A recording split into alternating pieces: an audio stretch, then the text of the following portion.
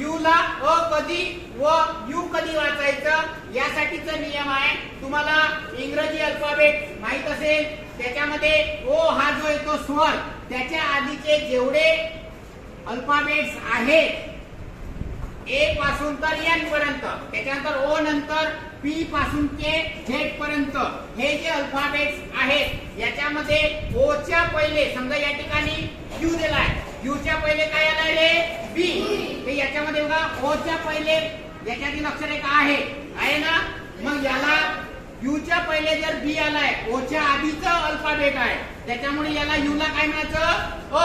या ठिकाणी बघा यू च्या पहिले काय आलाय सी, ते ओ च्या आधीचा अल्फाबेट आहे म्हणून याला काय म्हणायचं कट, काय म्हणायचं कट. अशा प्रकारे यू ला या ठिकाणी अ म्हणायचं. पहिला आहे